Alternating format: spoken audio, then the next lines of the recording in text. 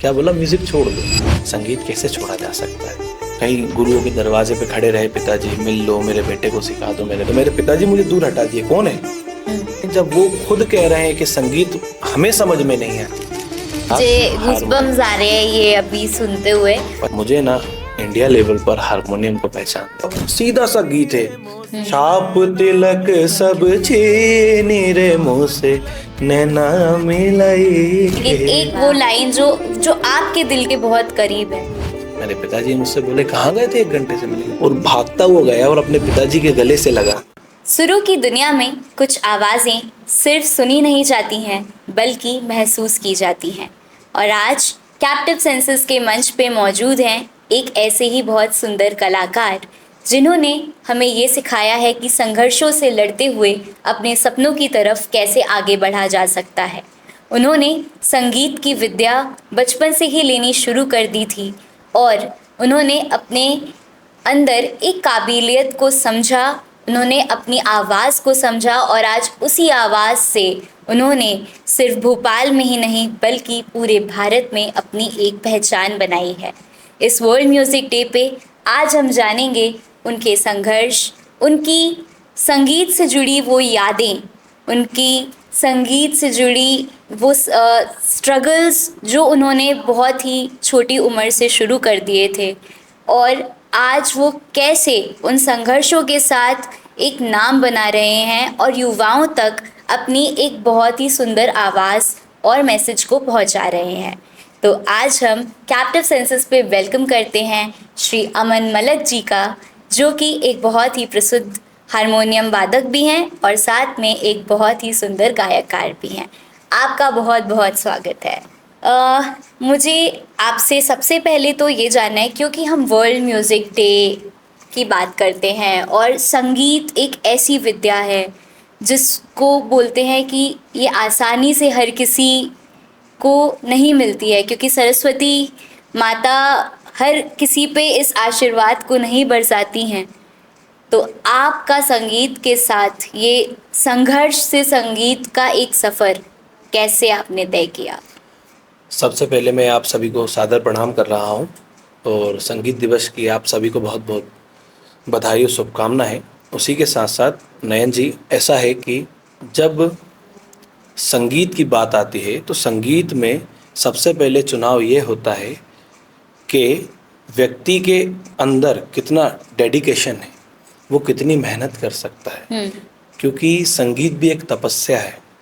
कहीं ना कहीं हम अपने आप को एक प्रताड़ित करते हैं, कहीं ना कहीं हम अपने आप को एक ज़्यादातर एक जगह पर कैद करना होता है। हमें कहीं ना कहीं हमें एक कमरे में कैद होना पड़ता है, दुनिया की मोहमाया से दूर होना पड़ता है। कहीं ना कहीं हमें संगीत के लिए सबसे ज़्यादा पहला पॉइंट आ जाता है अभ्यास। गुरु जी ने अगर कह दिया कि बेटा ये सा है, ये सा दिन भर में आपको रियाज करना है, तो हमारे अंदर ये नहीं होना चाहिए कि क्यों सा ही, क्यों सारेगामा क्यों नहीं। जो आज की जनरेशन है वो उनके अंदर ये प्रॉब्लम आती है। कहीं ना कहीं उन्हें हम सा बताते हैं, वो रेगामा खुद से करके आते हैं। पहले गुरुजी सा बोलते हैं तो हमें सा ही बोलना ही चाहिए, क्योंकि वो आपका सा साधक के रूप में बना रहे हैं। अगर आप सा साधते हो तो गुरुजी कहते हैं कि आपकी ज़िंदगी सत्य है। सा का मतलब ही साधना होता है। संगीत का पहला शब्द ही सा होता है और सा का मतलब ही साधना होता है। जी। तो संगीत को जब हम साधना के रूप में प्रैक्टिस करना शुरू करते हैं, अपनी लाइफ में उसे इम्प्लीमेंट करना शुरू करते हैं, क्योंकि आपका म्यूज़िक से बहुत ही बचपन से एक नाता रहा है, एक जुड़ाव रहा है।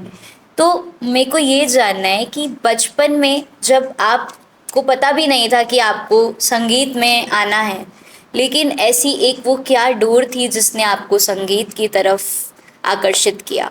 डोर तो नयन जी ऐसा कहेंगे कि संगीत परिवार में होना ही अपने आप में एक डोर हो जाता है। कहीं ना कहीं उस एडमायर के अंदर आप रह रहे हो। वो बच्चा अपनी माँ के गर्भ से ही संगीत सुनता आ रहा है। कहीं ना कहीं जब मैं 5 वर्ष की आयु में था, जैसा कि मेरे दादाजी अभी भी मुझे बताते हैं, तो मेरी बुआ जी के बेटे, मेरे जो कि गुरुजी भी हैं, सतीश रुडेले जी, मेरे बड़े भैया, जो अभी विधिवत 4 साल पहले शांत हो गए हैं, तो वो रियाज करते थे दादाजी के पास बैठ के, और मैं उनके पास, ऐसा बताते हैं मम्मी, कि मैं चला जाया करता था, भैया को बजाने नहीं देता था, भैया को हटा देता था, हट जाइए आप, हट जाइए, मुझे बजाना है। फिर मैं फिंगरिंग के साथ करता था। जैसे बच्चे खिलौनों के लिए एक ज़िद करते हैं, रोने लग जाते हैं, मैं उन खिलौनों की जगह उस हारमोनियम को पसंद करता था। अरे वाह, ये वो कनेक्शन दिखाता है। कनेक्शन कहीं ना कहीं ऐसा कह लो कि वो ईश्वर ही देता है। संगीत आप नहीं चुन सकते कि आप संगीतकार बन सकते हो, संगीत आपको चुनता है। ये बहुत बड़ी बात होती है नयन जी, कि संगीत आपको चुन रहा है, आप संगीत को नहीं चुन रहे हैं, संगीत ने आपको चुना आपको है। चुना है। ये और आपको अगर पता उसने होना आपको चाहिए। चुना है तो आपके अंदर सरस्वती है, माता कि कृपा है, विराजमान। बिल्कुल है, कृपा है। बिना कृपा के संगीत नहीं आता है नयन जी। कहीं ना आज आप देखते होंगे, लगभग सभी लोग देखते हैं कि 4 कॉर्ड गिटारिस्ट सीख लेते हैं और कैपो लगा लेते हैं और बस बजाते हैं, और उसी के अंदर, उन 4 ही कॉर्ड के अंदर पूरे दुनिया के गाने गा लेते हैं। पर ऐसा नहीं है। लता जी, जो कि आप सभी ने सुना होगा, लता जी का इतना बड़ा नाम है, मोहम्मद रफ़ी साहब का इतना बड़ा नाम है, जब वो उस जगह पर काम करते थे तो एक गाने को सजाने के लिए नयन जी लगभग 200 से 300 कलाकार वर्क करते थे एक गाने को सजाने के लिए, और 1 टेक में होना पड़ता था, नहीं तो वो फिर से रीटेक होगा। क्योंकि इतना, आज तो हम कितना भी कुछ भी कर लें, अभी जैसे ब्रॉडकास्ट कर रहे हैं, कहीं भी जाते हैं हम, जैसे स्टूडियो में वर्क करने जाते हैं, कुछ गाने जाते हैं, तो हमें ऐसा लगता है कि ये हमारा ककर्ष लग रहा है, हम फिर से रिकॉर्ड कर लें क्या? वो कहते नहीं, ज़रूरत नहीं है आपको, हम कर देंगे। तो एआई का एक ज़माना आ गया है, तो कहीं ना कहीं वो ड्रॉबैक भी आ गया है कि सभी लोग सिंगर बन रहे हैं, हर इंसान को गाना गाना आ गया। ऐसा नहीं है। एक गाने को सजाने के लिए गायक अपना जीवन लगा देता है नयन जी। एक सा को साधने के लिए, एक सा स्वर बनाने के लिए वो अपना जीवन लगा देता है। उसके बाद भी, जैसे कि मैं आज इतना हो गया, इतना सब कुछ कर रहा हूँ, जो भी कर रहा हूँ, लेकिन मुझे आज भी लगता है मुझसे मेरा सा नहीं सदा है आज तक। मतलब मुझसे अभी भी सा नहीं लगता है, मतलब मुझे गाना नहीं आता है। ये सोच है मेरी। तो आपने अपने दादाजी, चाचा जी, आपकी फैमिली से ही आपने एक म्यूजिक में एक एजुकेशन प्राप्त करी, आपने उन्हीं से सीखा, आप बचपन से सीखते आ रहे हैं। आपने भोपाल में भी अपनी संगीत की विद्या को लिया।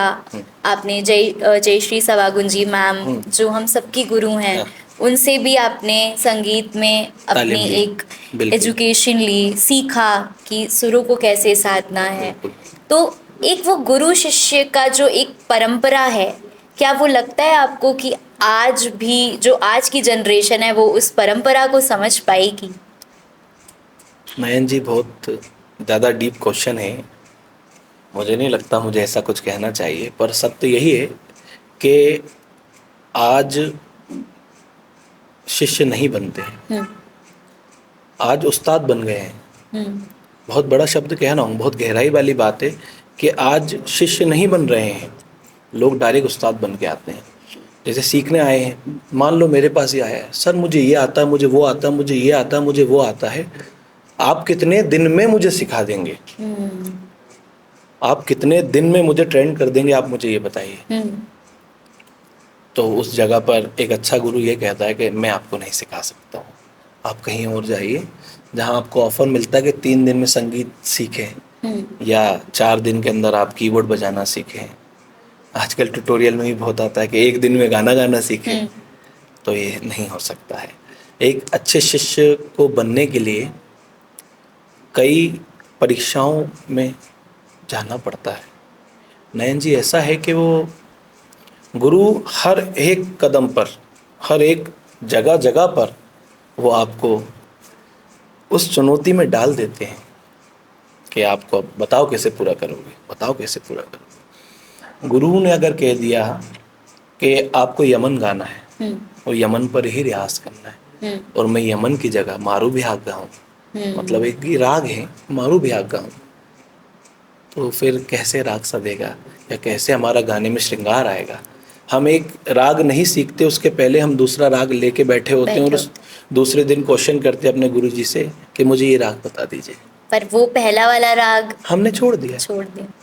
लगभग 70% लोग अपना बेसिक क्लियर ही नहीं कर रहे हैं, बेसिक ही नहीं क्लियर कर रहे हैं, तो गाना तो दूर की बात हो गई। गाना तो सभी गा रहे हैं। बात चुनौतियों की हो रही है, संघर्षों की हो रही है। आपको संघर्षों से डर नहीं लगा? क्योंकि आपने तो बहुत संघर्ष भरी जीवन के साथ अपनी एक म्यूजिक जर्नी को शुरू किया था, तो उस पे क्या कहना चाहेंगे आप? सबसे पहले लोग कहते हैं कि संगीत परिवार से है तो कर ही लेगा, वो तो उनके घर में ही है। ऐसा नहीं होता है नयन जी। परिवार का मान सम्मान गौरव रखने के लिए इंसान को बहुत ज़्यादा संघर्ष करना पड़ता है, बहुत मेहनत करना पड़ती है। संगीत सीखने के बाद भी मुझे उज्जैन भेजा गया था। मैं आपको बताता हूँ, मैं उज्जैन गया। उज्जैन से लगभग 20 या 25 या 30 किलोमीटर दूर एक मालनवासा करके गांव है जी। वहाँ पे एक गुरुजी रहते थे, उनके पास मैं सीखने गया। वहाँ पे उन्होंने संगीत के साथ साथ मुझे वो गहराइयाँ बता दी जीवन की कि मैं रात में घबरा के डर के रोता था कि मुझे मम्मी के पास भेज दो, पापा के पास भेज दो। बहुत छोटा सा था, गांव जंगल, कुछ खाने को नहीं, जो मिल गया वही खाना है। रात रात भर पैर दबाना है, मांग के ला के खा के दो, मांग के लाओ, जैसे करना है वैसे करो। सीखना है तो कुछ तो करना पड़ेगा।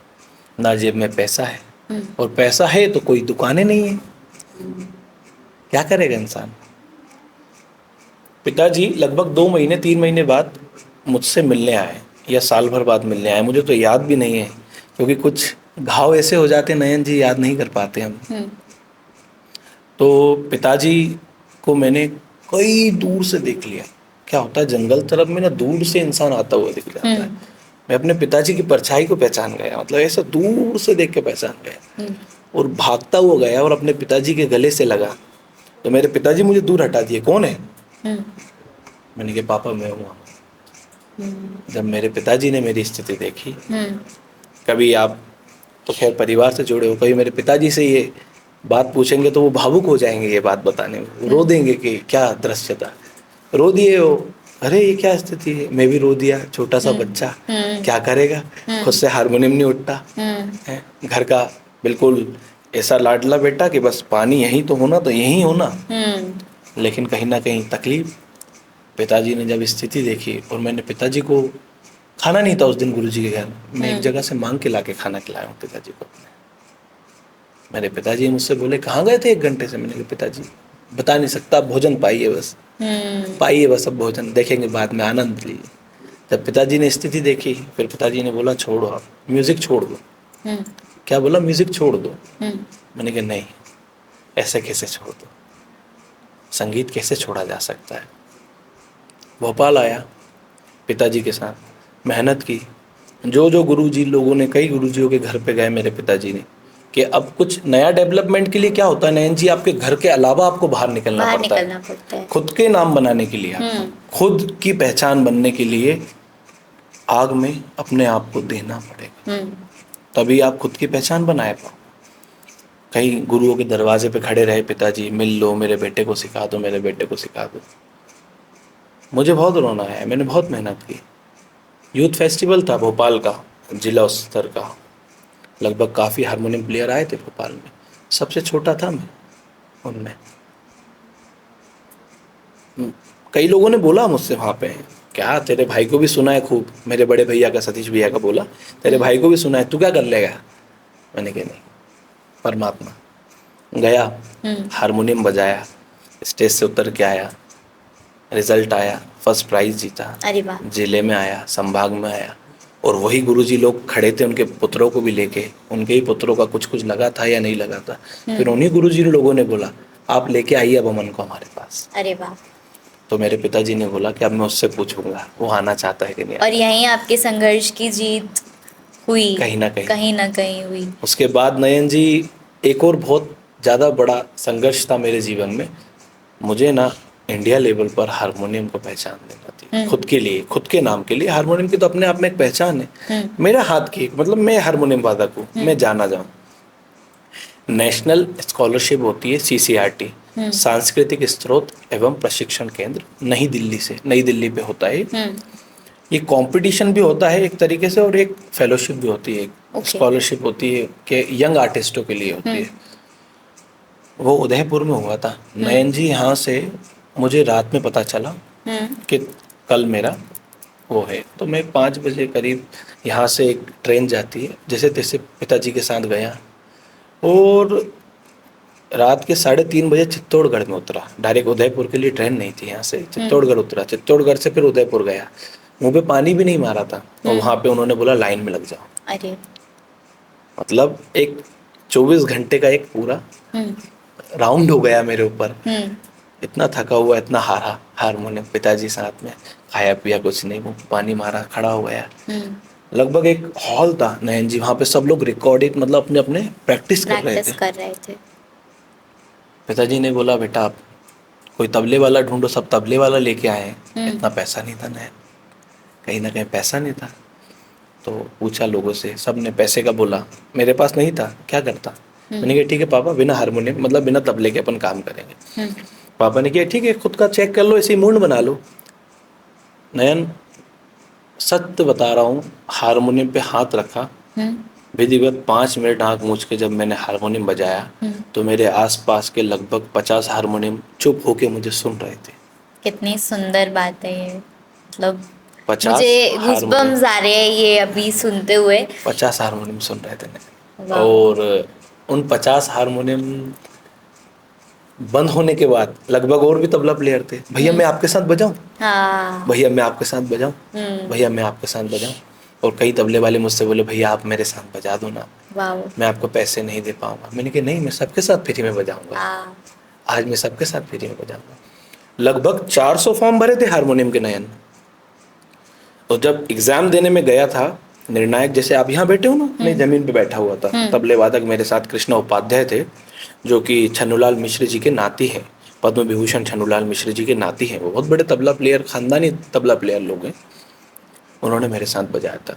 निर्णायक उठकर 2.5 मिनट के अंदर मेरे पास आके बैठे थे कि ये कैसे किया आपने।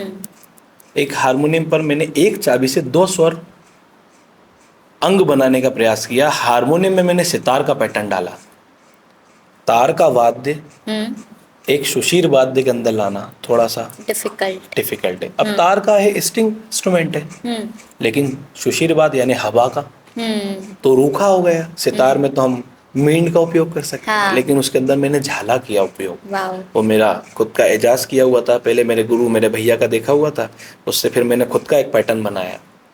वो जब देखा तो उन्होंने मुझसे कहा, निर्णायक ने, मुझे बताओ ये कैसे किया, मुझे सिखाओ। मैंने कहा सर वो तो सब ठीक है, मुझे मेरा रिजल्ट बता दो, मुझे घबराहट हो गई, छोटा था, घबराहट हो गई। सर रिजल्ट बताइए। कहला अरे कैसी गधे जैसी बात कर दी, निर्णायक तुम्हारे पास आके बैठ गए, अब तुम रिजल्ट पूछ रहे हो। और जब मुझे 3 महीने बाद शीट आई तो ऑल ओवर इंडिया में मात्र 3 हारमोनियम चुने थे, उसमें मेरा 2nd या 1st नाम था। मुझे ये भी खैर याद नहीं, 1st ही हो गए। Very nice. यही चीज़ें आपको सिखाती हैं कि अगर आप जीवन में एक संघर्ष को आप चूज करते हो, अगर आपने संघर्ष को चुना है, तो कहीं ना कहीं कांटों की परीक्षाओं को देना बहुत ज़रूरी है। और आज आपकी ये जर्नी हमें यही सिखाती है। आपने बहुत सारी बंदिशें सीखी, बिल्कुल, लेकिन अब आप बंदिशें कंपोज भी करते हैं। बिल्कुल। तो सबसे पहले तो मैं एक बंदिश की एक छोटी सी लाइन आपसे सुनना चाहूँगी। हारमोनियम तो हम ज़रूर सुनेंगे आपका, बिल्कुल सुनेंगे, लेकिन एक वो लाइन जो आपके दिल के बहुत करीब है। एक राग मधुबंती है, और वो दिन का राग है, मुझे बहुत पसंद है। उसमें मैंने एक ताल 12 मात्रा की एक बंदिश बनाई थी। ने सध ने सा ग म प ग म पानी सदा म पग मा ग रे सा। बंदिश एक ताल द्रुत लेके है। बूंदला मोरी मालनिया, बूंदला मोरी मालनिया, मोहन प्यारे मोहन प्यारे, बूंदला मोरी मालनिया, कहत सुनत कहू न माने, कहत सुनत कहू न माने, प्रीतम प्यार के बतिया, मन प्यार के बतिया, ना माने सैया मोर बूंदला मोरी मालनिया। ये बोल बड़े गहरे हैं कि एक माला है जो टूट गई है, जी, बिखर गई है, तो एक सखी ठाकुर जी से कह रही हैं कि बुंदला मोरी मालनिया, मतलब उस माला को बूंद के ला दो। अरे वाह। और वो आगे कह रही हैं मोहन प्यारे, रिक्वेस्ट हो गया है, बुंदला मोरी मालनिया मोहन प्यारे, कहत सुनत कहू ना माने, मतलब कभी नहीं मानते हो, कहत सुनत कहू ना माने, प्रीतम प्यार की बतिया, अमन प्यार की बतिया, बुंदला मोरी माला। ये आपने खुद से कंपोज की थी। बहुत सुंदर, बहुत कर नहीं सकता इंसान, जी, वो ईश्वर कराता है, परमात्मा के, लेकिन बहुत सुंदर, बहुत ही सुंदर। आज ये सारी चीज़ें देखते हुए मुझे एक सवाल आया है कि हम जिस जनरेशन में रह रहे हैं, बोलते हैं कि ये जनरेशन शायद वो शास्त्रीय संगीत का जो आपका जो जुड़ाव रहा है, बहुत कम लोग हैं जो शास्त्रीय संगीत को इस जनरेशन में समझ पाएंगे, उसके अंदर की खासियत को समझ पाएंगे। तो आपका इस पे क्या कहना है, कितना इम्पोर्टेंट है? हर बड़े कलाकार ने, चाहे वो उस्ताद बड़े गुलाम अली खां साहब हों या पंडित भीमसेन जोशी जी हों या संगीत के बड़े बड़े महाज्ञाता, उनका पर्सनली स्टेटमेंट है, कहीं ब्रॉडकास्ट कहीं सुने मैंने, कि वो खुद संगीत नहीं समझ पाए। ये सागर है, अथाह सागर है, कितना करेंगे नयन जी, बताइए। सही बात है। आज के मतलब जनरेशन को तो छोड़ ही दो, हम तो उनकी बात ही नहीं कर रहे हैं। जो खुद संगीत के सागर हैं, जब वो खुद कह रहे हैं कि संगीत हमें समझ में नहीं आया, तो मतलब हम जैसों के अंदर तो कुछ भी नहीं है। मैं अपने आप को तो कभी जीवन में संगीतकार नहीं समझ सकता। उसका कारण ये है कि मैं एक अच्छा कांसेन जरूर बन सकता हूँ। एक जीवन में एक अच्छा कांसेन बनो, संगीतकार तो थोड़ा दूर का विषय हो गया। अच्छा सुनना, तानसेन बहुत विषय बात का हो जाता है, पहले कानसेन बनो। कानसेन बनना मतलब अच्छा संगीत सुनना। हम क्या सुन रहे हैं हमें ही नहीं पता, कहीं ना कहीं ये गड़बड़ है, ड्रॉपफॉल है जी। हमें सुनना क्या चाहिए ये पहले हमें निर्धारित करना होगा, तब जाके हम एक अच्छे सिंगर के रूप में लोगों के सामने प्रेजेंट हो सकते हैं। कहीं ना कहीं आप अरिजीत जी को सुनते हैं या आप कितने भी बड़े महान आर्टिस्टों को सुनते हैं, उनकी जर्नी देखिएगा आप। नयन जी काफ़ी मेहनत करते हैं वो संगीत के लिए, शास्त्रीय संगीत में डूबना पड़ता है। पहले वो सिद्धि एक तरीके से प्राप्त करने के लिए उस जगह पर जाया जाता है। एक कृपा होती है तब जाके तो हम एक गाना सुनते हैं बॉलीवुड का, इतना सही बात। वो कहीं ना कहीं कितना मेहनत करते हैं वो आर्टिस्ट, कितना गाते हैं, कितना रियाज करते हैं शास्त्रीय संगीत में, तब जाके तो गाना बनता है। सही बात है। सभी गाने कहीं ना कहीं रागों से ही जुड़े हैं जी। तो ले दे के आपको आना तो शास्त्रीय संगीत की तरफ भी पड़ेगा ना, क्योंकि राग तो उनकी मेन जड़ हो गई ना नयन जी। राग बिना तो सब कुछ अधूरा है उनका, बताइए आप मुझे। सही बात। राग है तो गाने हैं। आज की जनरेशन में आपने एक गाना सुना होगा लाल इश्क, हाँ। वो राग यमन में क्लियर लगता है जी। ने रे गा रे नी रे सा पा म रे रे गा रे नि दा नि रे गा सा, तुझ संग बैर लगाया ऐसा, मतलब साई धा प म धा प म ग रे गा नि दा नि रे गा रे सा, पूरा प्योर यमन जी। एक गाना सुना होगा आपने कहीं, बहुत कुछ गाने ऐसे जो अमर हो गए जी, जैसे नाम गुम जाएगा, मतलब नाम गुम जाएगा यानी कि यमन, यमन। है ना। जब दीप जले आना, यमन। चंदन सा बदन, हाँ, यमन। लिंक है वो। है ना। जी। आज जाने की जिद ना करो, प्योर देखते हैं कुछ चीजें, बहुत सद गई हैं सुंदर, चीजें। सद गई है। सूफी की तरफ जाते हैं हम, सभी लोगों का सुना हुआ सीधा सा गीत है, छाप तिलक। हम्म। वो पूरा प्योर यमन में आ जाता है। छाप तिलक सब छीनी रे मुँह से, नैना मिलाई के। वाह, यमन हो गया। यमन हो गया। मतलब एक राग में सैकड़ों कॉम्पोजिशन, लेकिन सब अलग अलग, हाँ, सबका एक रूप, सबका एक टेक्सचर अलग होता है। अलग है। तो ये बड़ी बात होती है ना। और शायद इसी वजह से संगीत को एक साधना के रूप में बिल्कुल माना गया है। बिल्कुल। आपने अपने बचपन में अभी हमें अपने इतने सारे संघर्ष बताए कि कैसे एक स्टेज तक पहुंचने के लिए आपने एक बहुत ही संघर्ष भरा जीवन तय किया, और आज आप अपने आप को इतने सालों के बाद जब देखते हैं, आप ग्वालियर, भारत के हर एक कोने, ग्वालियर, बनारस, मतलब मुझे नहीं लगता शायद आपने एक भी स्टेट अभी तक छोड़ा है। भोपाल में आपका इतनी बिल्कुल प्रसिद्धि से काम चल रहा है, भारत भवन के स्टेज पे आपने अपनी इतनी सुंदर गायकी से लोगों का दिल जीता है। बिल्कुल। तो आज वो, जब आप अपने आप को वो बचपन में देखते हैं और जब आप आज अपने आप को इस पोजीशन पे खड़ा देखते हैं, तो कैसा महसूस होता है? महसूस तो कहीं ना कहीं नयन जी अच्छा ही होता है, सभी को अच्छा होता हम्म। है, लेकिन कमियां बहुत दिखती हैं। फिर अभी भी। बहुत कमियां दिखती है। हम्म। कहीं ना कहीं नहीं, ये कर देना था, हाँ। नहीं यहाँ ये लगाना था। पापा मिले रात में, अरे अच्छा किया, पर वो वहाँ पे जब तुम वो लाइन गा रहे थे, वो वहाँ पे वो बात क्यों नहीं लगाई आपने, हम्म। वो बात कहाँ गई। वो बात तो लगाना थी अमन, ये तो जी। गलत बात है। अब वो बात रात भर दिमाग में चलती रहेगी घूमती रहेगी। कि क्यों, ये कैसे, ये हो जाता है। लेकिन बहुत ही सुंदर तरीके से आप एक कामयाबी के शिखर को छू रहे हैं, और मैं आपको अपने बड़े भाई, गुरु के रूप में देखती हूँ, क्योंकि बहुत कम अवसर मिला है आपके साथ मुझे संगीत सीखने और गाने का, लेकिन जितना मिला है उसमें मैं आपकी संगीत की साधना को बहुत ही सुंदर तरीके से समझ चुकी हूँ। तो मुझे मन नहीं है इस कॉन्वर्जेशन को विराम देने का, बिल्कुल लेकिन हमारे पास समय की थोड़ी सी बिल्कुल पाबंदियां हैं। बिल्कुल। तो एक लास्ट मैसेज जो आप आज की यूथ को देना चाहेंगे, जो संगीत की साधना को एक साधना के रूप में देखना चाहते हैं, वो क्या होगा?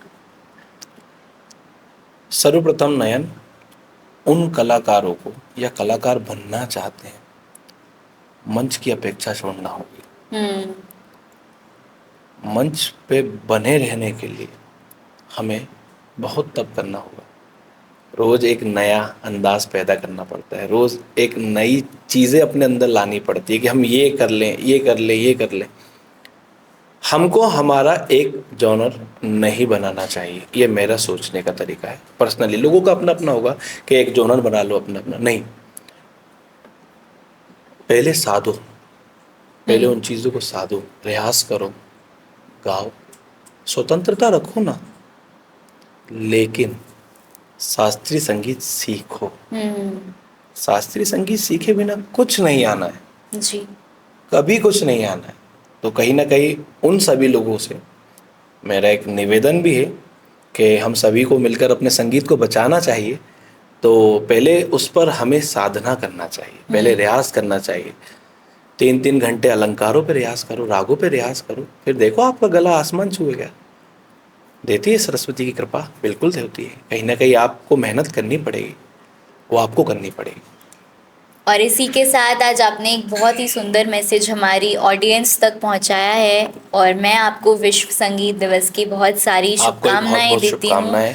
और आज अमन जी की इस सफ़र, संगीतमय सफ़र से हम सबको ये सीखने को मिला है कि जीवन में संघर्ष तो आएंगे, लेकिन डट के सामना करना वो हमारा कर्तव्य है।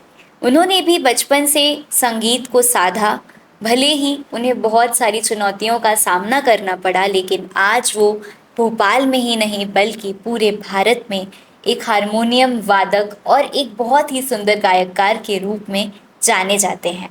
तो इससे हमें भी यही सीखना चाहिए कि लाइफ में चैलेंजेस को अपना बनाकर डट के चलकर हमें उनका सामना ज़रूर करना चाहिए और एक दिन उन सभी चैलेंजेस के साथ हम अपने ड्रीम्स को पूरा करेंगे।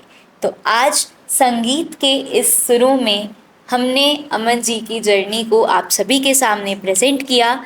हम आशा करते हैं कि आपको हमारा ये एपिसोड पसंद आया होगा, इसीलिए हमें फॉलो करना ना भूलें।